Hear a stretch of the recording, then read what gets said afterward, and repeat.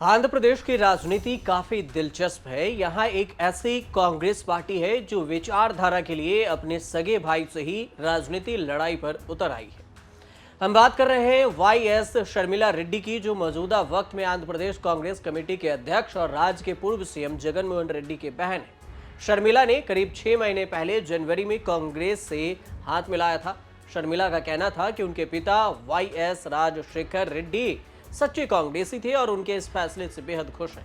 जिसके बाद कई बार कई रैलियों में राहुल गांधी ने शर्मिला रेड्डी को अपनी बहन बताकर संबोधित भी किया। राजशेखर रेड्डी की बेटी मेरी बहन यहाँ आपके सामने खड़ी है। ఈ రోజు రాజశేఖర్ రెడ్డి బిడ్డ నా చెల్లెలు మీ ముందు నిలబడింది। मैंने हिंदुस्तान की किसी कॉन्स्टिट्यूएंसी में वायदा नहीं मांगा है, बट ये शर्मिला मेरी बहन है और मैं आपसे वायदा मांग रहा हूँ। आंध्र प्रदेश की जनता से, कडपा की जनता से वायदा मांग रहा हूँ। इनको आप लोकसभा में भेजिए, ये वायदा आप मुझे करिए, क्योंकि मैं चाहता हूँ कि एक बार फिर आंध्र प्रदेश की जनता की आवाज, दिल की आवाज लोकसभा में दिखे।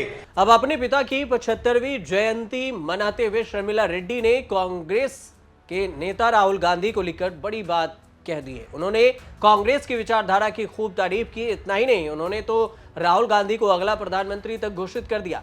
उन्होंने कहा कि उनके पिता वाईएस राजशेखर रेड्डी हमेशा राहुल गांधी को प्रधानमंत्री के रूप में देखना चाहते थे और अब वो अपने पिता के इस सपने को साकार करने में हिस्सा लेने जा रही हैं। शर्मिला को विश्वास है कि साल 2029 में राहुल गांधी देश के प्रधानमंत्री बनेंगे। आपको यह भी बता दें कि शर्मिला और जगन मोहन के पिता दिवंगत राजशेखर रेड्डी राज्य के मुख्यमंत्री रहे। उनके भाई भी सीएम रह चुके हैं। अब एक दूसरे के खिलाफ चुनावी मैदान में खड़े हैं। अपने पिता की जयंती पर आयोजित कार्यक्रम में शर्मिला ने बिना नाम लिए अपने भाई जगन मोहन रेड्डी पर भी निशाना साधा। शर्मिला ने कहा कि मेरे पिता बीजेपी के कट्टर विरोधी और आलोचक थे, लेकिन जो व्यक्ति अब वाईएसआर की विरासत को आगे बढ़ाने का दावा कर रहा है वो पिछले 5 साल से बीजेपी का समर्थन कर रहा है।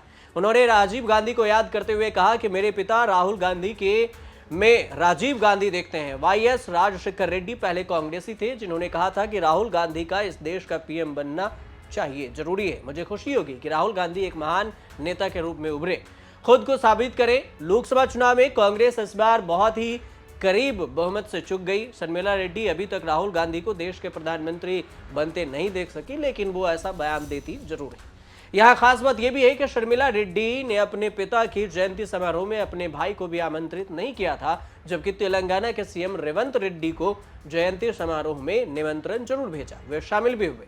एक तरफ जहां शर्मिला और कांग्रेस को देश का पीएम बनते हुए देखना चाहती राहुल गांधी को शर्मिला रेड्डी, वहीं विश्वास भी जताया कि अगले चुनाव में आंध्र प्रदेश के मुख्यमंत्री भी बनेंगे वो, क्योंकि शर्मिला वाईएसआर की सच्ची राजनीतिक उत्तराधिकारी भी हैं।